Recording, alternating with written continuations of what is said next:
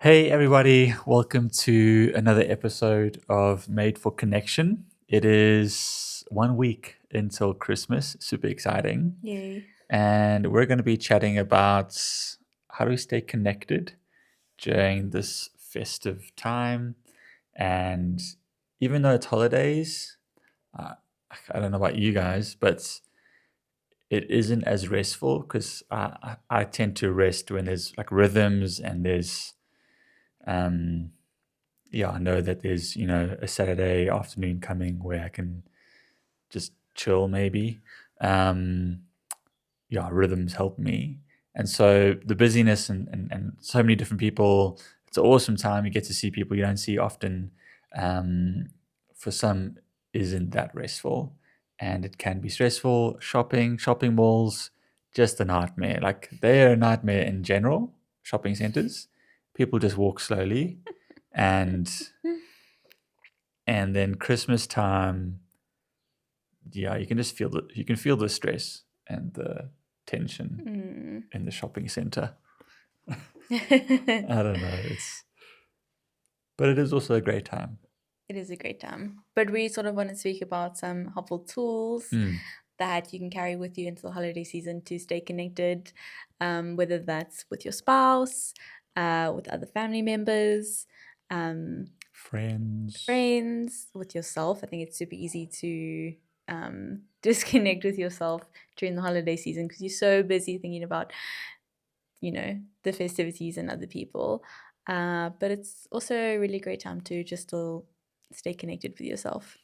So we're going to chat about some tools that we think will be helpful. Nice. But let's first talk about we're 2 and a bit years married. Yay. We know everything now, basically. Lol. Lifelong learners. Yep. Yeah, lifelong learners. And we had to learn, how do I put this so nicely? You do Christmas differently, your family. Your side of the family do Christmas weirdly. Put it that way. In a nice way. Your family's weird. Yeah, you guys are just wrong. I was starting off nicely and diplomatically. Different. Different is just the modern day term for wrong. Or weird. I'm kidding. It's just different traditions. So what do you guys do Christmas on Christmas Day? What? That's weird. No, man. You do Christmas dinner. Is it dinner? We do Christmas dinner. Like the big Christmas meal. You guys do it in the evening. Yeah, we do. We have a lovely, we cook all day, this big delicious meal. And then we have a nice sit down dinner around the table and Christmas crackers and Christmas lights in the background. And you've had an amazing day. And we sit down and have an amazing Christmas dinner. So my family do Christmas lunch. In South Africa, it's hot. So it's like outside. It's December, and summer. And you guys braai. You don't even necessarily do... We do everything. No, we do that, the ham thing. But that it's ham. like braai. Braai as well. Braai meat / turkey / everything. It's just like a mismatch of everything. It's not turkey. like this. Turkey's horrible. Why? Why do people do turkey? You see, we do all the classics. We do the gammon. We do gammon. Chicken. The ham with thing? wors. With wors, yeah, totally. Totally. And then we do normal stuffing. This is a topic that we need to talk about. We do normal chicken stuffing. South African. That's a South African thing. We do this delicious, it's like the inside of pork sausages and you make it into this beautiful loaf with all these beautiful fragrances and flavorings and you bake it and you slice it up and it's delicious. Cold. Yeah, it's delicious. It's basically polony. It's really not. That was like I remember we were still dating when I came over for like a Christmas, and I tried it and I pretended I liked it, and I will boldly say now that I don't like it. You're welcome to have it. What are we gonna do when we have kids? We're going to feed them that? Absolutely. We can't shame. That's unfair on them. Never. They will grow up with tasteful traditions. I think that's very English. That's just. Our kids will be part English. Anyways, You're English. we digress. Mm. But different traditions, and we had to learn how to navigate those. I mean, those are the really light-hearted ones. But I remember when we were dating, we had a mentor say to us, our church leader say to us that there are three things that you will kind of bump heads on, three topics, and that is finances, family, and sex. Because there needs to be communication and language and vulnerability around those three topics, and learning how to navigate those big topics really that affect your connection and everything. If you don't have the courage or the vocab or the self-awareness to communicate what's happening inside of me to your spouse, there could be a big clash there. So those three topics was it? Money, family, and sex. Big topics. And I think family, that's just a big one for everyone to navigate. And family, you don't choose. You're born into family. I love my family. And just want to say that again. I love my family. But you don't choose your family. And so you're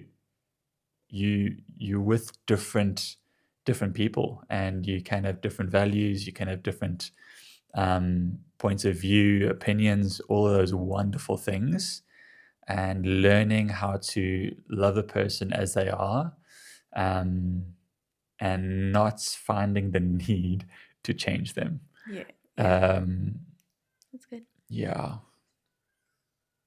Because we can. I think we can just desire that. And if there isn't that connection with a person, you can't really expect any change.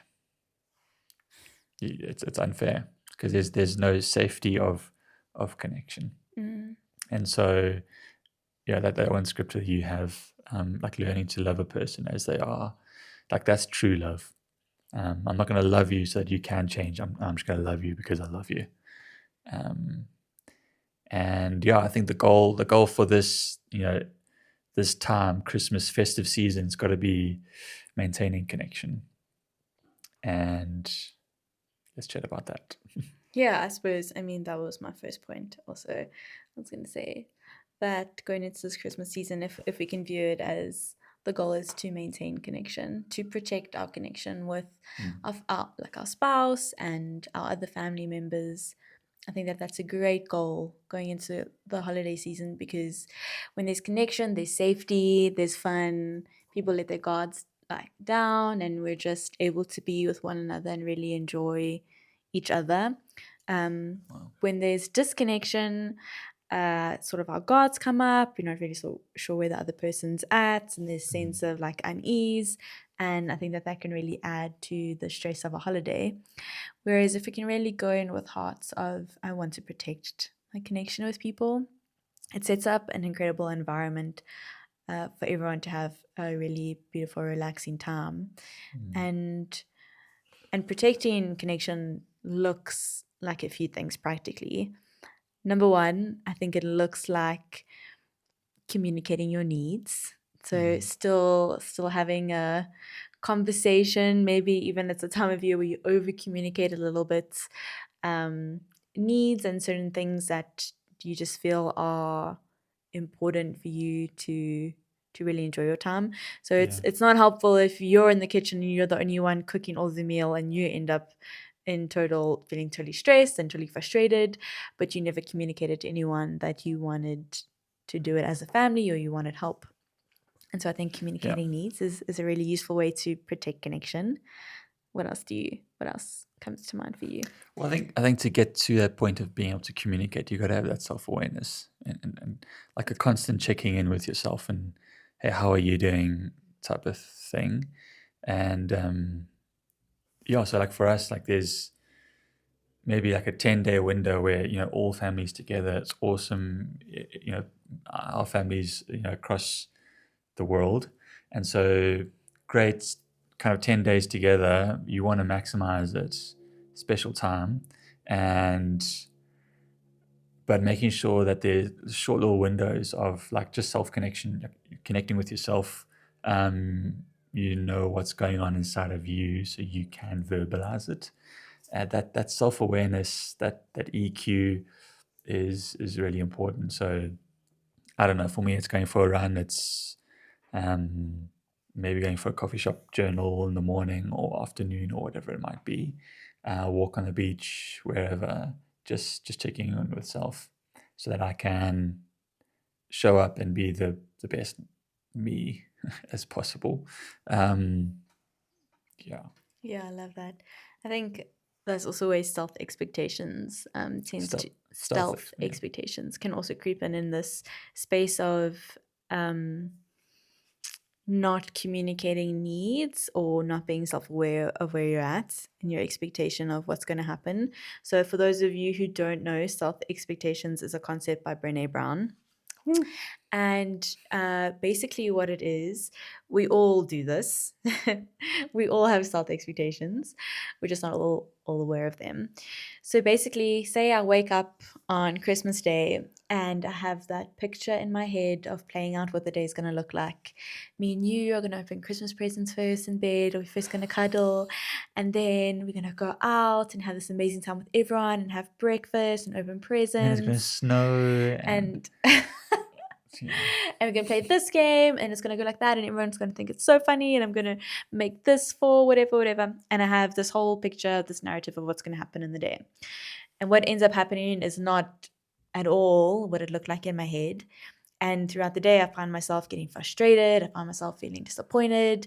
And what happens when we're not aware of that is that we've got all of these emotions build up.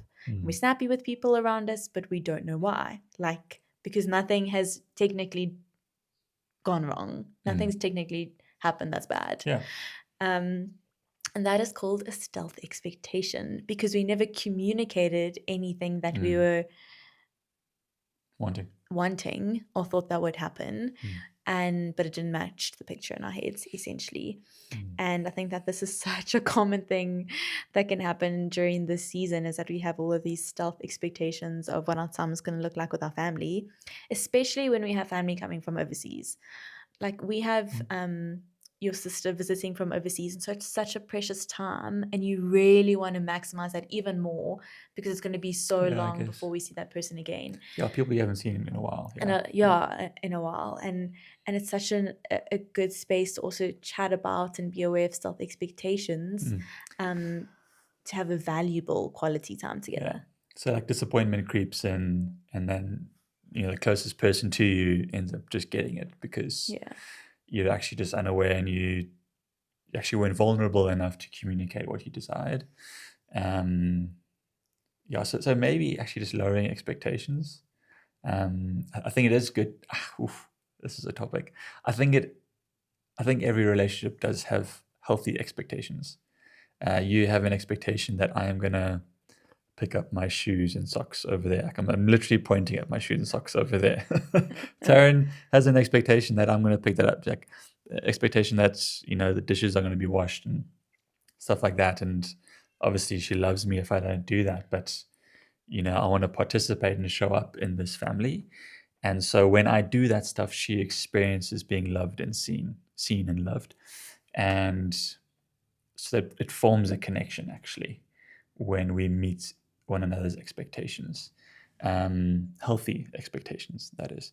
And so, having the vulnerability to communicate that, kind of throw in a little curveball here. It adds to this all.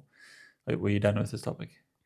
In Isaiah, I forget where it is, what chapter it is, but this pastor said it to us at a men's breakfast last week. Greg Stevens, shout out to him.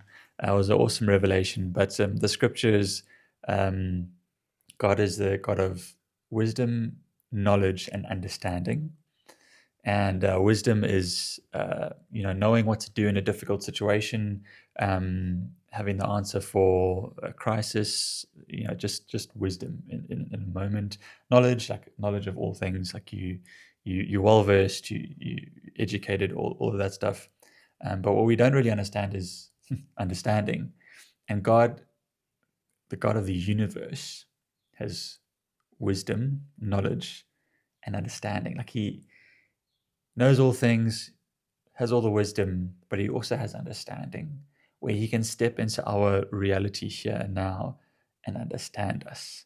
That's so personable, personable, Personal. personal. Thank you. It's personal, it's intimate, and God of the universe understands me, understands you. And if God can understand the all of his children, all of creation, we're able to tap into that and ask him for understanding for other people.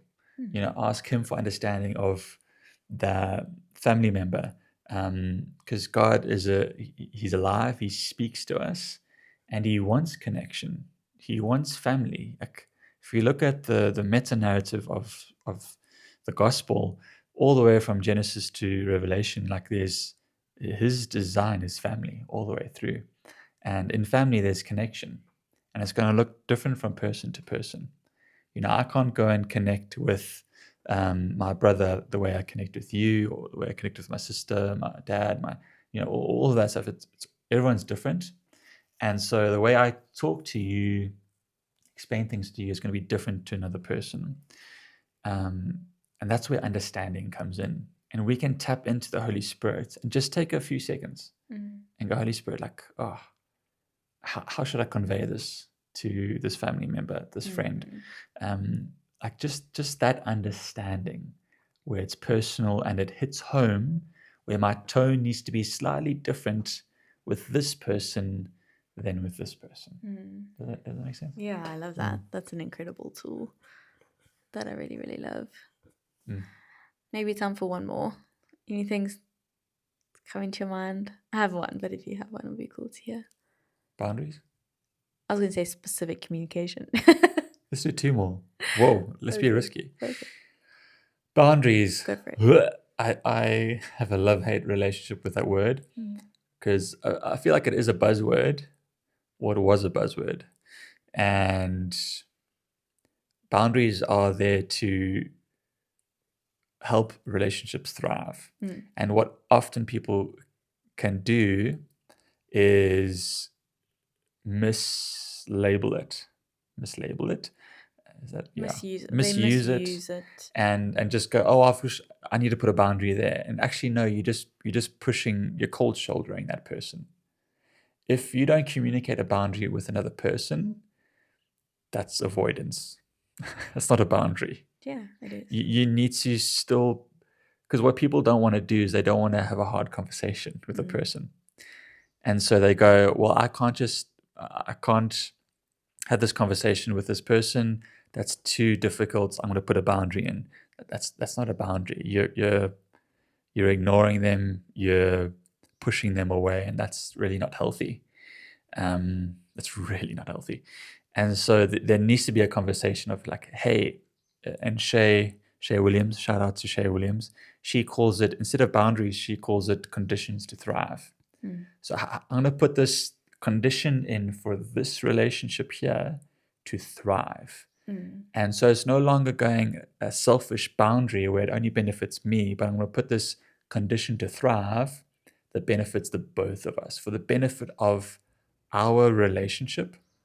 This is what we need to do for us to thrive. So I'm going to make up a completely random example here.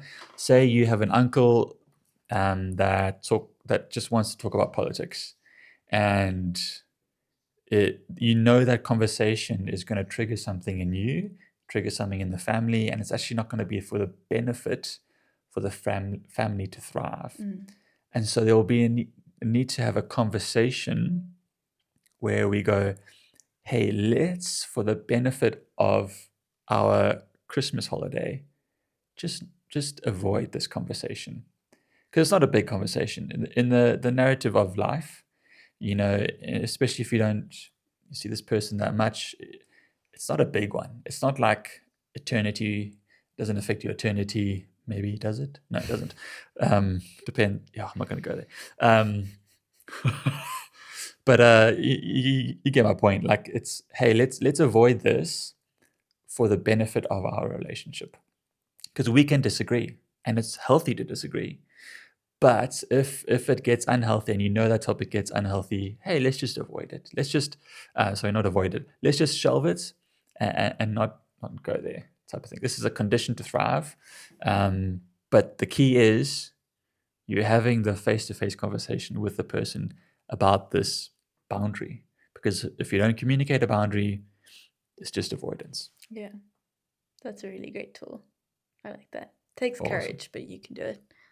Yeah, people want to avoid hard conversations, and like, a part of maturing is learning how to have those conversations. And you only get better at having hard, crucial conversations the more you have them. Yeah. And it really takes a lot of self-awareness. I'm still needing to grow in that, but it actually results in deeper connection. Yeah, it does. It builds trust. With people, yeah, it builds trust, because I know that someone's going to come to me and talk to me instead of with other people. Yeah. Anyways, that was mine. That's great. Your one? Yeah, I'll keep it short because we've gone a bit, over time. But I was going to say this is a tool that I really want to grow in because the example I use, this is definitely something I'm wanting to grow in very intentionally, because I think it's an amazing tool. It's called specific communication. And a lot of arguments happen more about what's not said than what is said, results in arguments. And so, for example, say we're having Christmas with my side of the family. We get in the car, we're heading home, and you just go, it was a hard day today. A hard day. A hard day. So you said a hot day. Today was hard. You just say that. Today was hard. I can, in that moment, assume what you're meaning by today was hard and go, you don't like spending Christmas on the holiday. Is this a real? This is an example that actually happened? No, this has never happened. You don't like spending holidays with my family. Why? You're not putting the effort. I can go off and have this whole assumption. Or I can choose to practice specific communication, and in that moment go, what specifically about today was hard? And you can just be like, had a headache the whole day, and it just made this day really hard. Yeah. So the argument could have sparked due to things that were unsaid rather than something that was actually said. Makes sense. And so a really great tool is just to try to get specific in communications, and through that passing, what specifically was hard about today? Or what specifically did you like about today? A family member could be like, wow, today was amazing. And I could go, oh, that's cool. But specific communication can really deepen connection with the person. Like, what specifically today was so amazing? And you'll get a whole insight into a family member, whoever it is, your spouse, that you maybe didn't have that understanding of them before. So it's an incredible tool to deepen connection and protect connection. Specifics. Great little tool. I love that. So just curiosity, asking questions. Yeah, it's great. Specific communication. Love that. I think that's it. That is. Good luck, guys. I'm kidding. Have an amazing Christmas holiday. Yeah, family is so important, and learning that connection is the goal. Doesn't mean that it's always going to be pretty, but when we come in with curiosity, asking questions, that actually can turn into something beautiful and deeper connection with family. And so have an awesome Christmas next week, and see you guys. I think we'll film one just before New Year's. Anyways, cheers, guys. Bye. Bye.